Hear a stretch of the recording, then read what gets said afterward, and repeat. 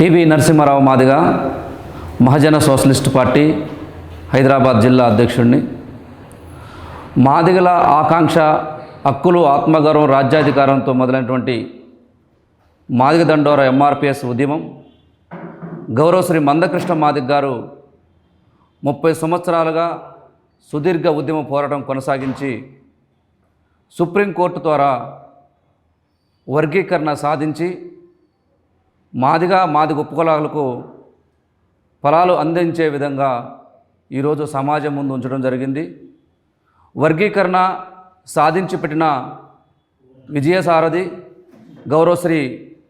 మందాకృష్ణ మాదిగ గారికి ప్రత్యేక శుభాకాంక్షలు తెలియజేస్తూ ఉన్నాం.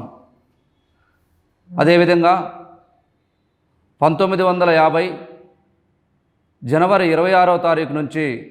భారత రాజ్యాంగం అమల్లోకి వచ్చిన తర్వాత భారత రాజ్యాంగంలో పొందుపరిచినటువంటి రిజర్వేషన్ల విధానం, బాబాసాహెబ్ అంబేద్కర్ గారి ద్వారా వచ్చినటువంటి ఉమ్మడి రిజర్వేషన్ల విధానం ద్వారా ఎస్సీలో ఉన్నటువంటి అన్ని సామాజిక వర్గాలకు రిజర్వేషన్ ఫలాలు అందటం లేదని, కేవలం కొన్ని వర్గాలకే రిజర్వేషన్ ఫలాలు అందుతున్నాయని, ఎస్సీలో నుండి అన్ని సామాజిక వర్గాలు సమాన వాటా ప్రకారం సమానత్వ రిజర్వేషన్లు అందాలని గౌరవశ్రీ మందకృష్ణ మాదిగ గారు 1994 జూలై 7వ తారీఖున మాదిగ దండోర ఉద్యమాన్ని స్థాపించి, మాదిగ దండోర ఉద్యమం స్థాపించిన తర్వాత ఉమ్మడి తెలుగు రాష్ట్రాల్లో ప్రతి మాదిగ గూడెంలో దండోరా జెండా ఎగరవేసి మాదిగల యొక్క ఆకాంక్ష, హక్కులు, ఆత్మగౌరవం అనే అంశాన్ని ఈ భారతదేశ అత్యున్నత న్యాయస్థానం వరకు తీసుకెళ్ళి మా మాదిగలకు ఒక గొప్ప ఆత్మగౌరవాన్ని, అస్తిత్వాన్ని సాధించిన మహానాయకుడు, మహాయోధుడు గౌరవశ్రీ మందకృష్ణ మాదిగ గారు. ఆనాడు డాక్టర్ బాబాసాహెబ్ అంబేద్కర్ గారు దళితులకు ప్రత్యేక రిజర్వేషన్లు కావాలని,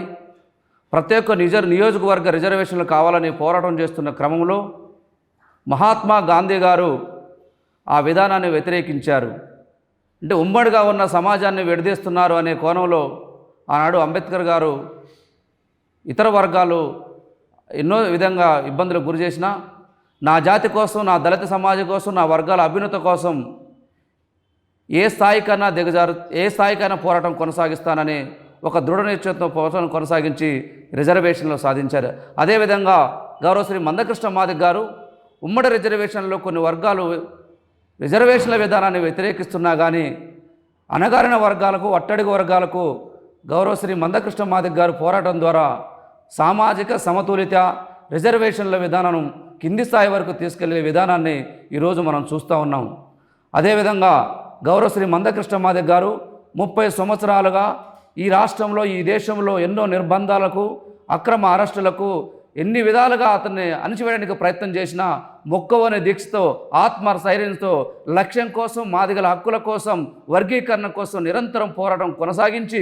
మాదిగలకు ఒక గొప్ప అవకాశాన్ని తీసుకొచ్చిన వ్యక్తి మహోన్నత మందకృష్ణ మాదిగ గారు. మాదిగల యొక్క జీవితాల్లో వెలుగు నింపడం కోసం, మాదిగ ఉపకులాల్లో యొక్క జీవితాల్లో వెలుగు నింపడం కోసం, విద్యా, ఉద్యోగ, ఆర్థిక, రాజకీయ రంగాల్లో సమాన వాటా కోసం గౌరవశ్రీ మందకృష్ణ మాదిగ గారు చేసిన పోరాటం ఈ జాతి, ఈ సమాజం, ఈ దేశం మరిచిపోలేని వ్యక్తిగా, చరిత్రలో చిరస్థాయిగా నిలిచిపోయే వ్యక్తిగా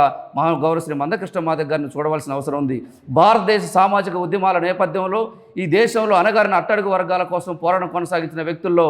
మహాత్మా జ్యోతిరావు పూలే, డాక్టర్ బిఆర్ అంబేద్కర్ తర్వాత వారిద్దరి వారసులుగా ఈ దేశంలో సామాజిక ఉద్యమాలు సృష్టించిన మహోన్నత నేత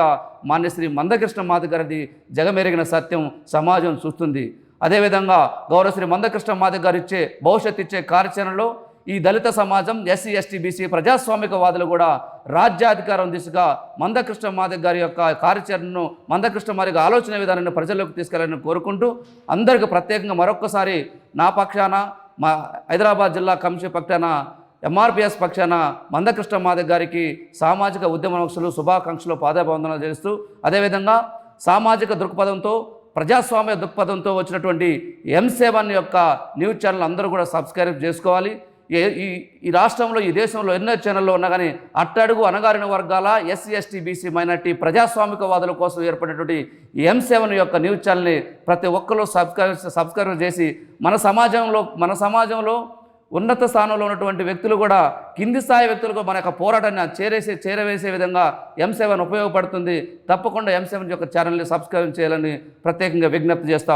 కోరుతా ఉన్నా. జై భీమ్, జై మాదిగ, వర్ధిల్లాలి మందకృష్ణ మాదిగ గారి నాయకత్వం.